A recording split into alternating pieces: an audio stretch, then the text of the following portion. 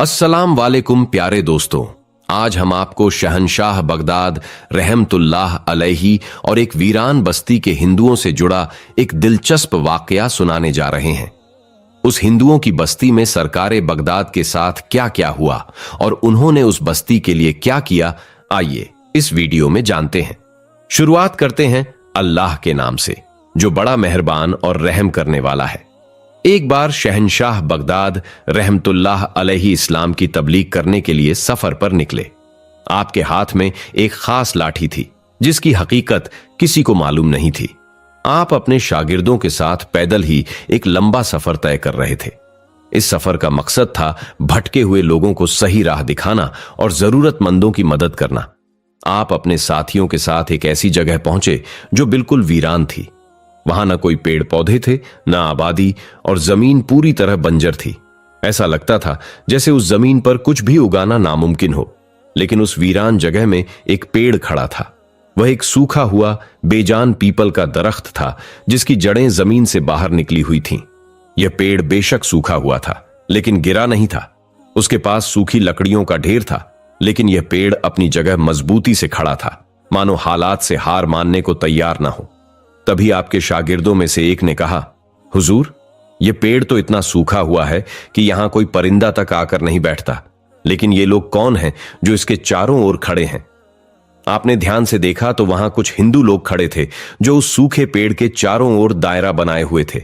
वे कह रहे थे, हे हमारे देवता, तूने हमें हमेशा खाना दिया, हमें पानी दिया, हमें जिंदा रखा। यह जगह भले ही वीरान और बंजर है, लेकिन तूने हमें सहारा दिया। यह इलाका पहले हरा भरा था, पर जब से यह पेड़ हमसे नाराज हुआ तब से सब कुछ उजड़ गया। फिर एक पंडित ने कहा, चलो भाइयों, सर झुकाओ और सजदा करो ताकि हमारा देवता हमसे खुश हो जाए।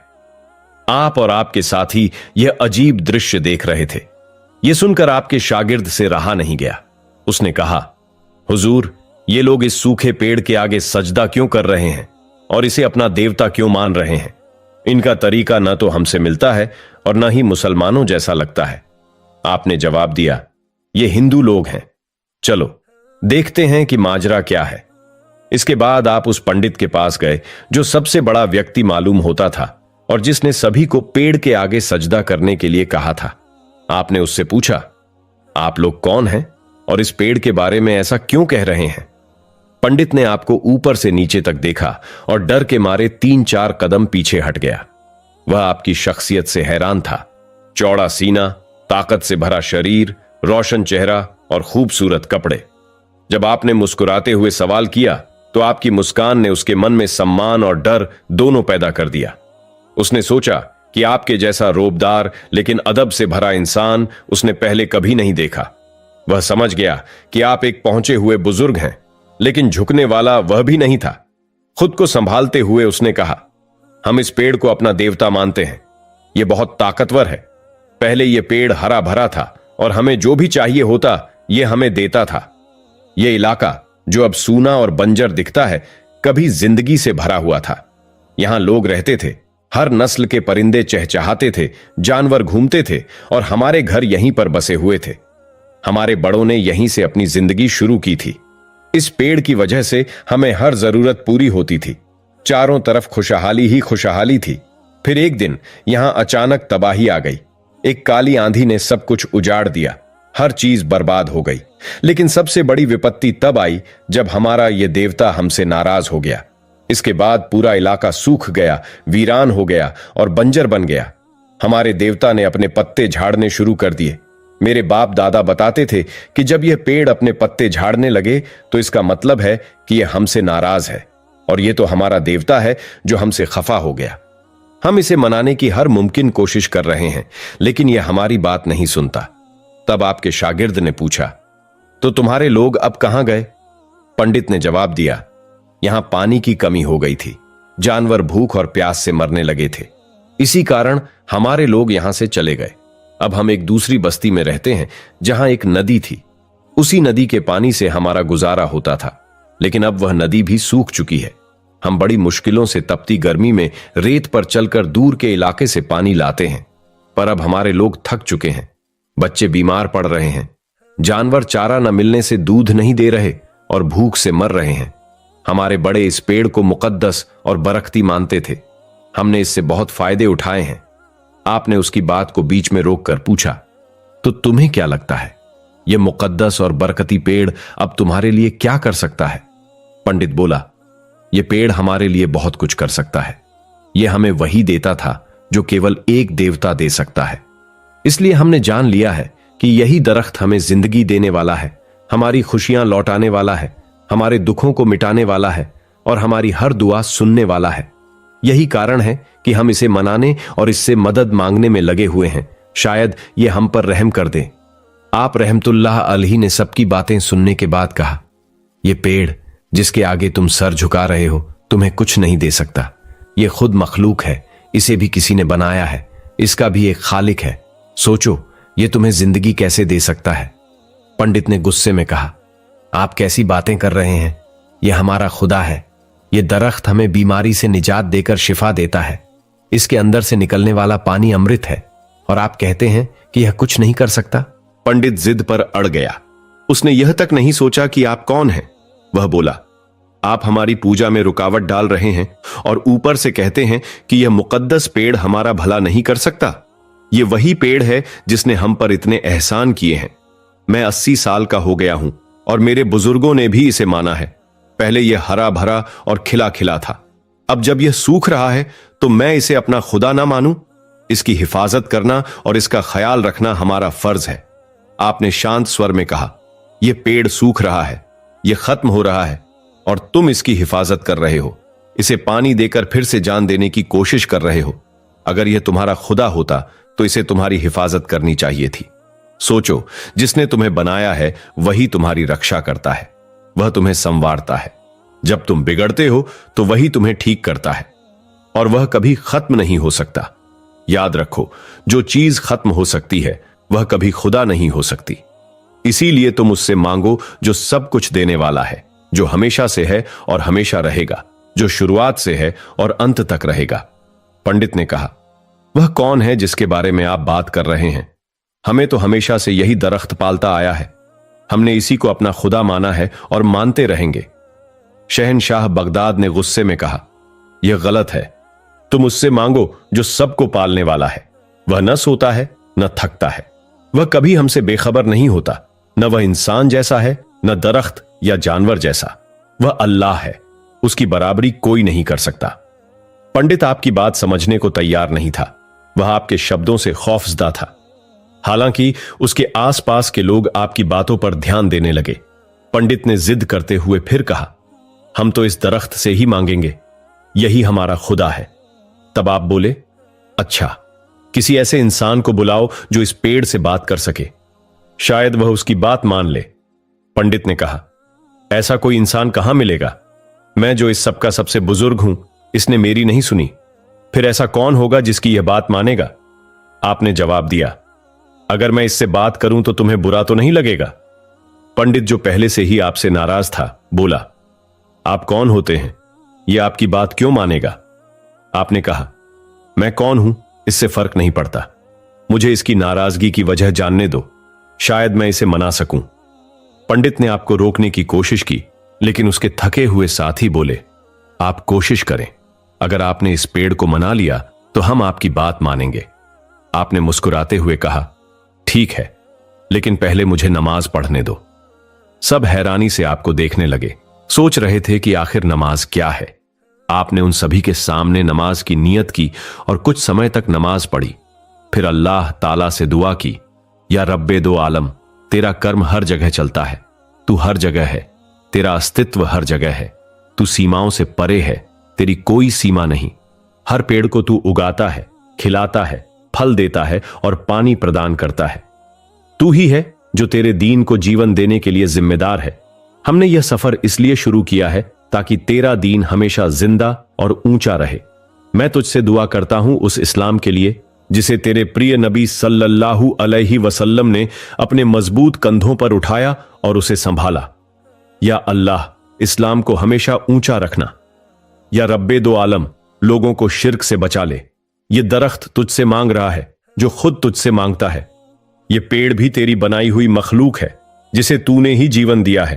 तू ही सबको जिंदगी देता है और ये पेड़ हमारे लिए फायदे का कारण बनता है, लेकिन ये लोग नहीं समझते कि सब कुछ तुझसे आता है। या अल्लाह, हमें सही राह दिखा दे, हमें दीन की ओर ले चल। इन लोगों को बता दे कि तू ही रब्बे रहमान है और हमें सिर्फ तेरी ही इबादत करनी है। हमें अपने आगे झुकने वाला बना दे और केवल तेरे ही आगे सिर झुकाएं।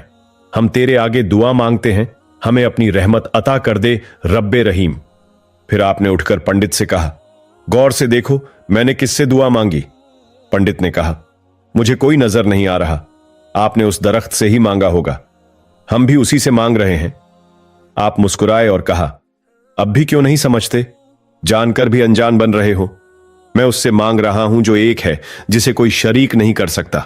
वह पाक है। मैंने उससे कैसे दुआ मांगी है जो सबका पालनहार है, जो हर प्रार्थना सुनता है। उसके सिवा कोई और नहीं सुनता, वही सबको देता है। उसे किसी ने नहीं बनाया, बल्कि उसने ही सबको बनाया है, मिट्टी से, आग से, नूर से। पंडित की जिद अभी खत्म नहीं हुई थी। उसने कहा, क्या आप कोई करिश्मा या जादू करना चाहते हैं? आपने उसकी बात अनसुनी कर दी और उसके लोगों से कहा, क्या तुम चाहते हो कि तुम्हें पानी मिले और तुम्हारे गांव की नदी फिर से बहने लगे? तो मैं तुम्हें उस शक्ति का दर्शन कराता हूं जो मेरी नहीं बल्कि उस रब की है। हां, मैं उसके आदेश से यहां तुम्हारी सेवा के लिए हूं, आपकी मदद के लिए यहां हूं। वे पहले ही बहुत परेशान और दुखी थे, प्यासे थे। उन्होंने कहा, जी हां, अब आप जो चाहें कर सकते हैं, बस हमारी समस्या को सुलझा दीजिए। उन हिंदुओं की बात सुनकर आपके दिल में इंसानियत का भाव जागा। आपके हाथ में जो लाठी थी, उस लाठी से आपने इस मिलाही पढ़ते हुए उस सूखे बेजान नाकारा दरख्त की ओर इशारा किया। उस लाठी से ऐसी रोशनी फूटी कि वहां खड़े सभी पुजारी हैरान थे।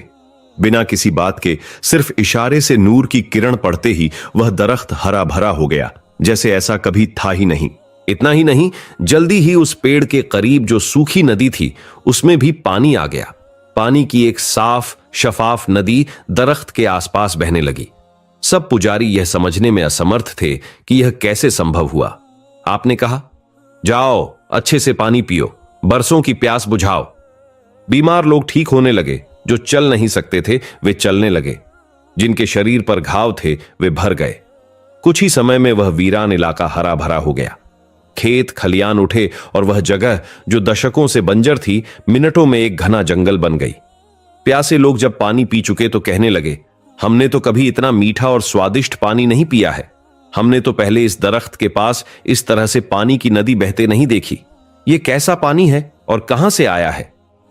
सैयदना शेख अब्दुल कादिर जिलानी फरमाने लगे, ए अल्लाह के बंदो, इस बात की खोज में ना रहो कि यह पानी कहां से आ रहा है। समझ लो कि देने वाला कोई इंसान नहीं है। यह सब कुछ देने वाली वही पाक जात है जो तुम्हारा और मेरा रब है। उन्होंने कहा, आप जो पढ़ रहे थे वह क्या था? आपने कहा, वह इबादत है, असली इबादत जिसे नमाज कहते हैं। दरख्तों के आगे हाथ जोड़कर पूजा करना, उन्हें मनाना कोई बड़ी बात नहीं है। असली काम तो उस दरख्त को मनाना है जो उसे बनाने वाला है। फिर आपने विस्तार से समझाया कि अल्लाह कौन है। अल्लाह का कोई शरीक नहीं हो सकता इस जहान में, ना उस जहान में। उसकी संतान नहीं हो सकती, ना कोई उसका जोड़ा है। फिर उन पुजारियों ने पूछा, तो आप कौन हैं? यह हमें स्पष्ट कर दें। आपने कहा, मैं उसका एक अजा बंदा हूं, जो उसके दीन के काम में लगा हुआ हूं और दीन इस्लाम को फैलाने में कार्यरत हूं। फिर सभी पुजारियों ने कहा, क्या यह सब आपने नहीं किया? आपने कहा, नहीं, बिल्कुल नहीं।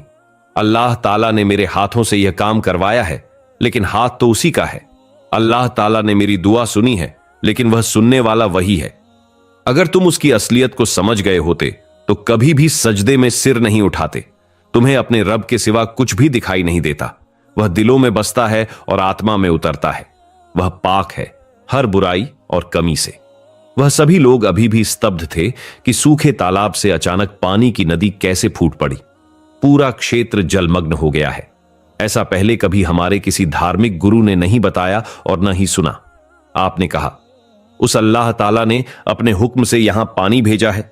अल्लाह ताला जिनसे मोहब्बत करता है उनकी बात पूरी करता है। यह उसकी कृपा और क्षमा है कि उसका रब हमें इतना प्यार करता है। चाहे कोई कितना भी गुनहगार क्यों ना हो, वह उसकी भी सुनता है। उसकी मोहब्बत हर जगह स्पष्ट है। बस हम इंसान हैं जो इसे समझ नहीं पाते। मेरे साथियों, इस दरख्त से मत कहो कि हमें पानी दो, हमारी प्यास बुझा दो। इसे देने वाला भी वही अल्लाह ताला है, इसके नीचे उपजाने वाला भी वही है, इसके करीब से सूखी नदी से पानी बहाने वाला भी वही है, इस जमीन को समृद्ध करने वाला भी वही है, हर कण को बनाने वाला भी वही है। तो तुम यहां वहां मत भटको, उस खालिक से जुड़ो, उससे मांगो। वह दिलों में है, वह सब कुछ जानता है। क्या तुम्हें यह कोई आश्चर्यजनक बात लगती है? अगर यह जादू भी होता तो वह भी समाप्त हो जाता, लेकिन असली रब्बे वाहिद का आदेश कभी टलता नहीं है। फिर आपने यह पवित्र आयत पढ़ी जिसका तर्जुमा है, क्या तुम नहीं देख रहे हो कि अल्लाह के सामने सब सजदे में हैं? सारे आकाश वाले, सारी धरती वाले, सूरज, चांद, तारे, पहाड़, दरख्त, जानवर और बहुत से इंसान भी। बहुत से लोग ऐसे भी हैं जिन पर पहले ही ईश्वर का कड़ा दंड आ चुका था। यदि आप भी उस दंड से बचना चाहते हैं तो सिर्फ उसी रब की राह पकड़ें। सजदा केवल उस एकमात्र रब के सामने किया जाता है और किसी अन्य वस्तु या प्राणी को सजदा करना सही नहीं है। सिवाय शैतान के कोई ऐसा नहीं हो सकता जो अल्लाह के आदेश पर कभी झुके नहीं। वह जो लोगों को गुमराह करता है और उन्हें हसद, जलन, गुरूर, अकड़ और खुद पर गर्व जैसी बुरी भावनाओं में भटकाता है, जबकि इंसान सिर्फ मिट्टी का एक अंश है, लेकिन अल्लाह ने उसे उच्चतम दर्जा दिया है। यह उसकी मोहब्बत का प्रतीक है कि उसने हमेशा अपनी दया का विस्तार किया है। कभी नबियों को भेजा, कभी अहले बैत को, कभी सहाबा को और कभी औलिया ए लल्लाह को। परंतु यह सीमित सोच वाला इंसान अक्सर समझता है कि सब कुछ उसकी वजह से होता है। वह बूढ़ा पंडित जो वहां खड़ा था यह सब होते हुए देख रहा था। फिर वह धीरे धीरे वहां से हट गया। हुजूर, शेख अब्दुल कादिर जिलानी रहमतुल्लाह अलैहि ने कहा, तुम कहां जा रहे हो? जहां भी जाओगे वहां यह पानी की नदी तुम्हारे पीछे पीछे जाएगी। और सच में तुम देखोगे कि गांव गांव तक यह पानी की नदी पहुंच रही है। जाओ और खुद देखो। वह नदी जो पहले सूखी जमीन थी अब वह भी शराब में बदल गई है। वह अपनी ही गति में बहती जा रही है। उन गांव वालों को यह पता नहीं था कि शेख उल शेख हुजूर सैयदना शेख अब्दुल कादिर जिलानी रहमतुल्लाह अलैहि ने अपने रब से क्या मांगा था। लेकिन जिन्होंने अपनी आंखों से यह चमत्कार देखा वे कहने लगे, हम भी आपके रब को मानते हैं, हमें भी कलमा पढ़ा दो, क्योंकि ऐसी मिसाल आज तक हमने नहीं देखी। हमें कोई ऐसा नहीं सिखा सका, ना समझा सका। हमारी सोच नेगी हो गई है, हमारी समझ बढ़ गई है। आपने हमें समझाई है, और अगर अब भी हम अंधे बने रहे तो हमसे ज्यादा अंधा कोई नहीं होगा। आपने उन्हें कलमा पढ़ा दिया। वह गांव वाले आपसे मिलकर इतनी खुशी से भरे थे कि वह अब आपको अपना आदर्श मानने लगे। पहले आपने उनसे कहा कि नदी का साफ पानी सबको पिलाओ। सबने उस पानी को पिया। जो प्यास से बेहाल थे उन्होंने खुद भी पानी पिया और अपने जानवरों को भी पानी पिलाया। उस पानी की ऐसी खासियत थी कि जो भी उसे पीता उसे महसूस होता जैसे उसकी वर्षों की प्यास बुझ रही हो। उस पानी ने जानवरों को स्वस्थ कर दिया और वे बकरियां जो दूध नहीं देती थीं, हड्डी का ढांचा बन चुकी थी, अब मोटी, ताजा और दूध देने लगीं। बच्चे खुशी से गाने लगे। उन्हें तो वर्षों बाद यह खुशी मिली थी। फिर सैयदना शेख अब्दुल कादिर जिलानी रहमतुल्लाह अलैहि ने उन लोगों से कहा, जाओ और अपने लोगों को बताओ कि यह क्यों हुआ है। वह लोग अपने घर वालों के पास गए और उन्हें बताया कि ये अल्लाह वाले हैं, दरवेश हैं, और उनकी दुआ से आज हमारे दरख्त हरे भरे हो गए। सिर्फ दरख्त ही नहीं बल्कि यह पानी की नदी और हरी भरी वादियां भी इन्हीं की दुआ का असर है। लोग कहने लगे कि क्या ये देवता हैं, क्योंकि ऐसा तो कोई देवता ही कर सकता है। लेकिन उन्होंने कहा, ये अल्लाह के वली हैं और अल्लाह के प्यारे हैं। अल्लाह पाक इनकी दुआ को रद्द नहीं करता है। इन्होंने अल्लाह से मांगा और सब कुछ वही अल्लाह ने दिया है। इन्होंने हमें एक ऐसे मजहब की तालीम दी है जिसने हमें सुधारा है। हमें सही मार्ग दिखाने वाला कोई नहीं था। हम सोच रहे थे कि हमारा वह पेड़ ही हमें सब कुछ देगा, मगर असल में हम उस रब को नाराज कर रहे थे। फिर वही अल्लाह हमारे पास अपने प्यारे वली को भेजा और उन्होंने हमें सिखाया कि तुम लोग भी उनकी तालीम ग्रहण करो। जहां दिल को जोड़ना सिखाया जाता है, दिल को नहीं तोड़ा जाता। जहां केवल इंसानियत का सम्मान है, इंसानों के लिए काम किया जाता है। हमने उनके इस अमल से यही सीखा कि उन्होंने हमें जानते तक नहीं थे, फिर भी उन्होंने हमारी सबसे बड़ी मुश्किल आसान कर दी। उनकी मीठी जुबान और हसीन लहजे ने हमें ऐसा प्रभावित किया कि हम भी कलमा पढ़कर मुसलमान हो गए। अब समझ में आया कि जिंदगी का असली मकसद दूसरों की भलाई करना है, इसलिए तुम भी उनके दीन को अपना लो। गांव वालों की गवाही सुनकर उनके दिल से हर राग समाप्त हो गया। सबने वादा किया कि अब हम किसी और की पूजा नहीं करेंगे सिवाय अल्लाह ताला के। वह बूढ़ा पंडित भी जब कुछ नहीं कर पा रहा था, उसने अपनी आंखों से आपकी सच्चाई देखी और उसने खुद ही सजदा कर लिया। उसने कहा, मैंने सजदा किया उस अल्लाह के आगे जिसके आगे आप सजदा करते हैं, बस आप मुझे भी कलमा पढ़ा दें। फिर शहंशाह बगदाद रहमतुल्लाह अलैहि ने उसे भी कलमा पढ़ा दिया और उस गांव से पानी कभी खत्म नहीं हुआ। सुभान अल्लाह। आइए एक वाकया और सुनते हैं। बिस्मिल्लाह रहमान रहीम। मेरे मोहतरम अजीज दोस्तों, अस्सलाम वालेकुम। दोस्तों, मैं आपके सामने हुजूर गौसे पाक रहमतुल्लाह अलैह की करामत में से एक निहायत ही खूबसूरत वाकया लेकर आपके सामने हाजिर हुआ हूं। इस वाकये को मुकम्मल तौर पर समझने के लिए इसे आखिर तक जरूर देखिए। प्यारे दोस्तों, बगदाद के मज़ाफाक में एक औरत रहती थी। उस औरत का शौहर का इंतकाल हो गया था और उसका एक ही इकलौता बेटा था। अल्लाह की मर्जी से वह बच्चा बहुत सख्त बीमार हो गया। उस औरत ने अपने बेटे का बहुत इलाज करवाया, बड़े बड़े तबीब के पास लेकर गई, मगर कहीं भी कोई सेहतयाबी नसीब नहीं हुई। वह औरत बहुत परेशान रहने लगी क्योंकि उसके बेटे की हालत दिन पर दिन बिगड़ती जा रही थी। उस औरत का इस दुनिया में उसके बेटे के अलावा और कोई भी नहीं था। दोस्तों, जब वह औरत तबीबों और हकीमों से बेजार हो गई तो किसी ने उसे बताया कि बगदाद शरीफ में एक अल्लाह के वली रहते हैं, वह बहुत मशहूर हैं। अपने बेटे को उनके पास ले जाओ ताकि वह तुम्हारे बेटे के ऊपर दुआ पढ़ सके और तुम्हारे बेटे को वह अल्लाह के वली की दुआ से शिफा मिल जाएगी। वह औरत अपने बच्चे को लेकर उस नेक अल्लाह के वली के खानकाह की तरफ चल पड़ी, मगर रास्ते में ही उसके बेटे की तबीयत बिगड़ गई और वह बेहोश हो गया। यह औरत हैरान और परेशान अपने बेहोश बेटे के पास बैठी थी कि वहां पर उसे एक आदमी मिला। उसने कहा, ऐ बीबी, तुम कहां जा रही थी और यहां इस तरह परेशान क्यों बैठी हो? उस औरत ने कहा कि उसका बच्चा बहुत बीमार है और वह अपने बच्चे को दम करवाने के लिए बगदाद में मौजूद एक बुजुर्ग के पास लेकर जा रही थी, मगर बदनसीबी से उसके बच्चे की हालत बहुत खराब हो गई है। उस शख्स ने उस औरत से कहा, मेरी बहन, तुम हिम्मत मत हारो और इस बच्चे को लेकर किसी न किसी तरीके से उस वली अल्लाह के पास पहुंच जाओ। तुम्हारी बात जरूर बन जाएगी और मुझे यकीन है कि तुम बामराह होकर लौटोगी, क्योंकि उन बुजुर्ग की विलायत की हर तरफ धूम मची हुई है और उनकी निगाह करम से बहुत लोग शिफा पा चुके हैं। उस औरत के दिल में एक उम्मीद की किरण रोशन हुई और वह अपने बेटे को लेकर किसी ना किसी तरीके से उस वली अल्लाह के खानकाह तक पहुंच गई। जब वह औरत दरबार में गई तो उस वली अल्लाह ने उस औरत के बेटे को देखकर कहा, ऐ बीबी, अब इस बच्चे का कुछ नहीं हो सकता क्योंकि यह बच्चा अल्लाह को प्यारा हो चुका है। तुम अल्लाह की रजा में राजी हो जाओ और सब्र से काम लो। बेशक अल्लाह ताला सब्र करने वालों के साथ है। हम सबको अल्लाह की तरफ ही लौट कर जाना है। लेकिन दोस्तों, उस औरत के लिए यह एक बहुत बड़ी बुरी खबर थी। यह खबर उसका दिल पर पहाड़ बनकर गिरी। वह यह सदमा बर्दाश्त नहीं कर पा रही थी।